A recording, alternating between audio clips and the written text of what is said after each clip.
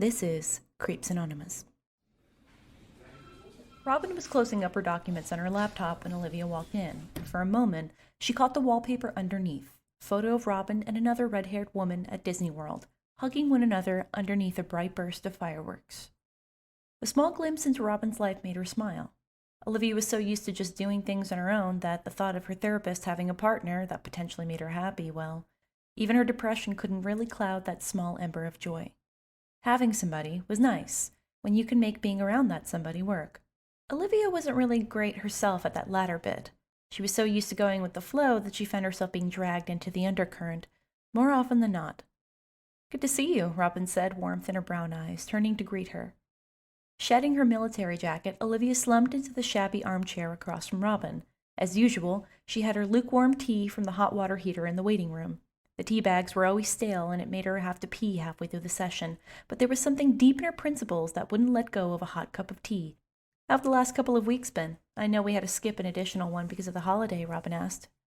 Olivia wondered how and where to start, which was uncharacteristic of her sessions. There was no good way to unpack several weeks of chaos in 1 hour. I found a place to stay with me and my mom." "That's great. Where did you guys end up going?" "With my aunt.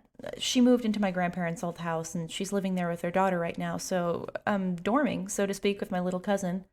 "Oh, your little cousin. That must be a lot of work rooming with a kid, it sounds like," Robin said. "Oh, no," Olivia laughed, mostly at herself. "I call her that, but she's like 16 now. It's weird. Almost college-bound. We're close, so it's weird seeing her more grown up every time I manage to pull my head out of my ass." Robin laughed as well. "Well, it's good you get some quality time with a close family member. What do you mean by pulling your head out of your ass, though? You know I'm going to ask you about this one." Olivia used her thumbnail to worry under the glued rolled edge of her paper cup.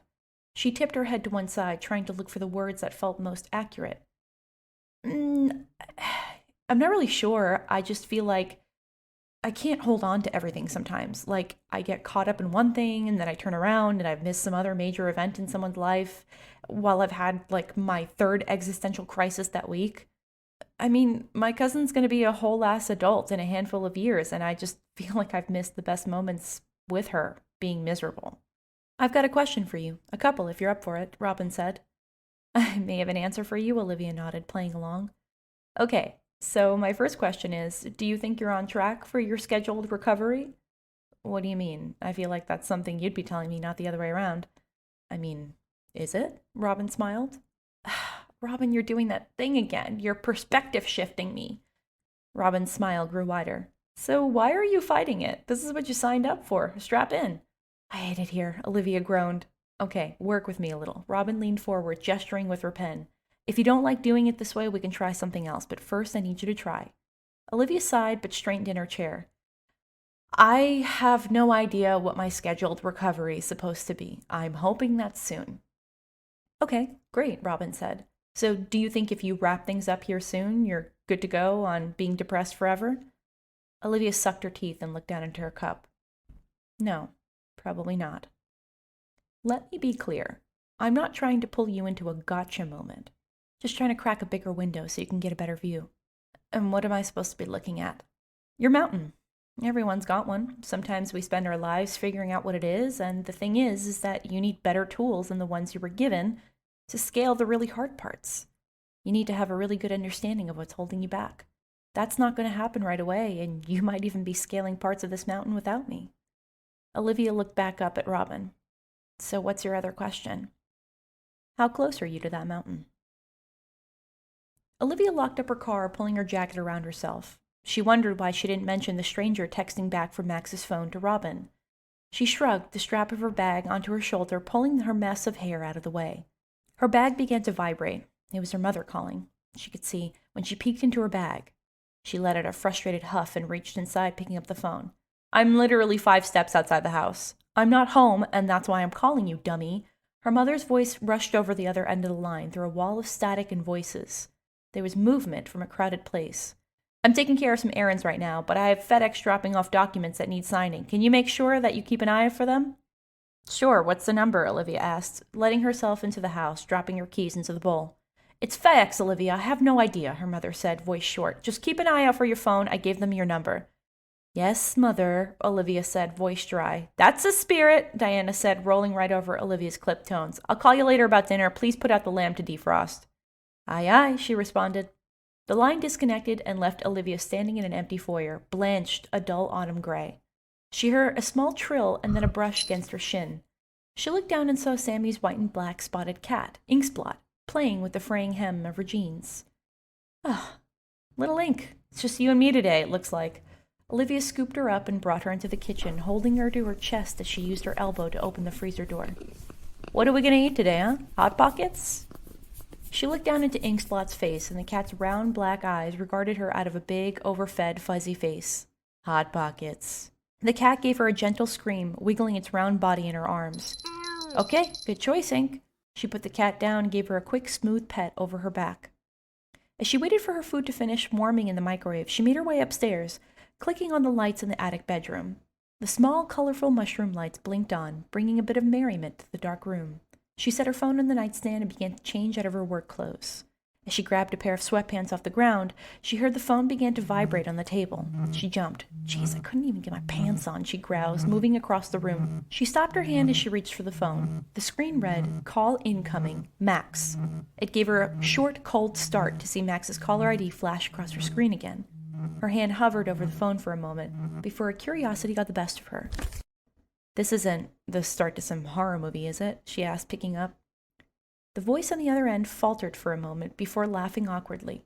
No, I don't think so, unless you've got something uncomfortable in store. Talking to strangers is uncomfortable enough torture, I think, Olivia said, slumping down to sit on the floor. Who was this guy? How many of her voicemails had he actually listened to? She felt her stomach drop with a mortified clench.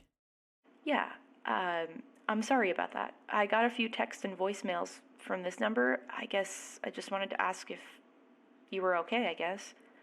The voice on the other end sounded warm, if not a little nervous. Olivia found a bemused smile crawling across her face. Would you believe me if I said, incredibly embarrassed? I'm sorry about those. They were for a friend. I gathered that much. He finished mercifully. Yeah, she said.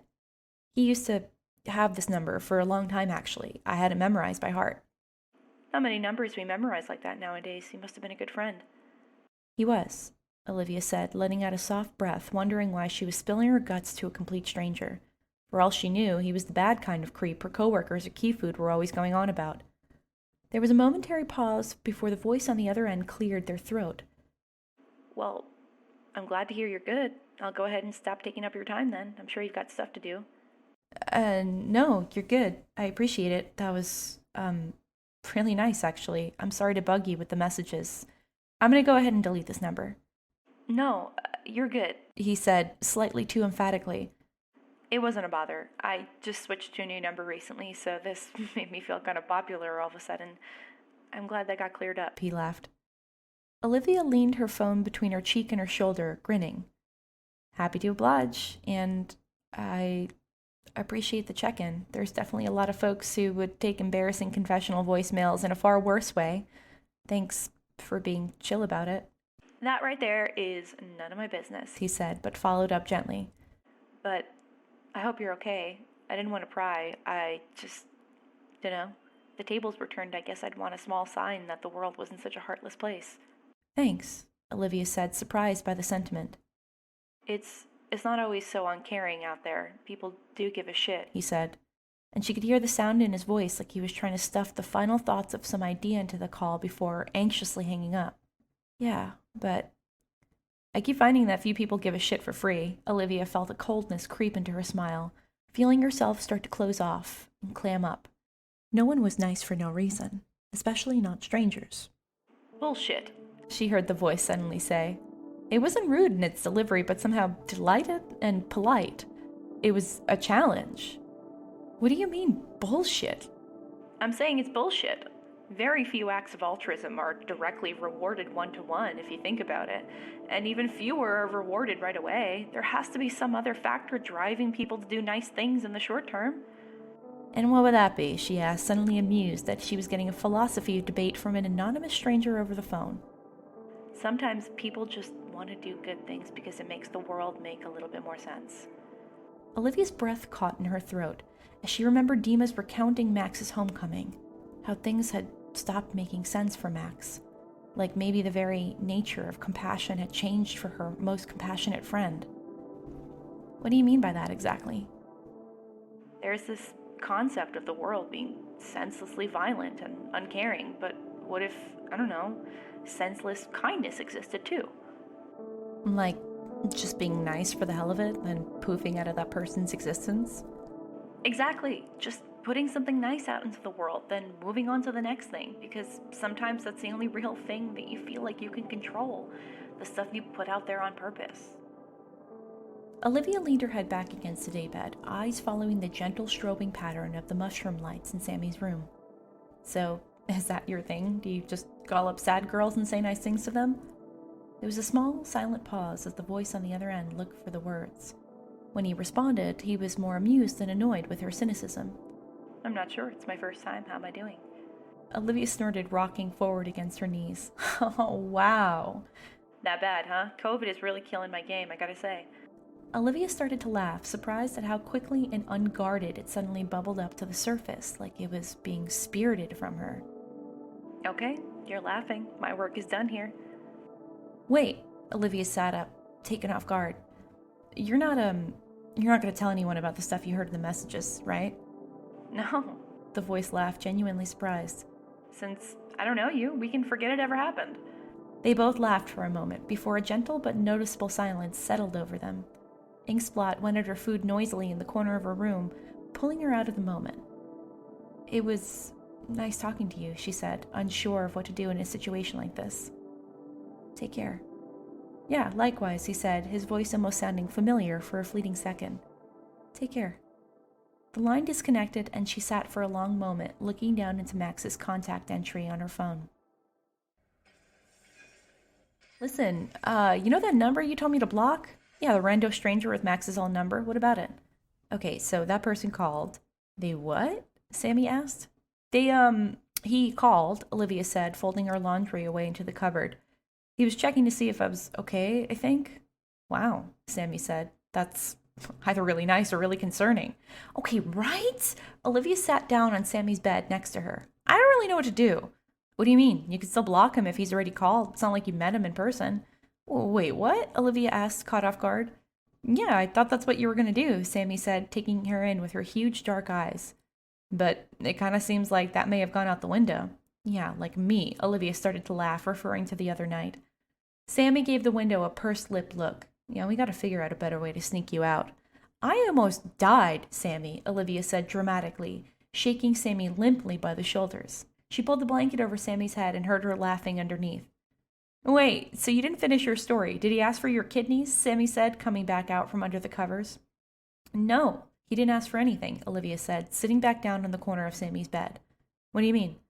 Olivia gave her cousin an ironic snort. She was definitely wise for her years. Yeah, crazy, I know. That being said, he called, he checked in, and then peaced out. Like, peaced out call me, or peaced out see you never? Sammy asked, suddenly intrigued by the unexpected development. See you never, Olivia said, feeling weird as the words left her mouth, wondering if she'd hallucinated the whole thing. Wow, Sammy said, nodding slow, impressed. I know, Olivia said, confounded. It's all I've thought about all afternoon. I can't tell if it's because I just got punked into the biggest game of emotional unavailability, or it's because I'm genuinely impressed that people give a shit about each other anymore. Sammy chewed over the idea for a moment before opening her mouth to answer. From downstairs, she could hear her mother shouting up the stairwell. Olivia, the lamb! Fuck.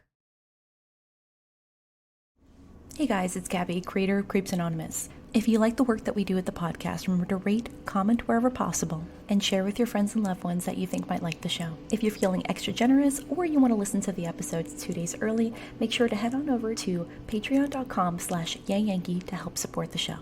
As always, thank you for being here and thank you for listening. Till next time.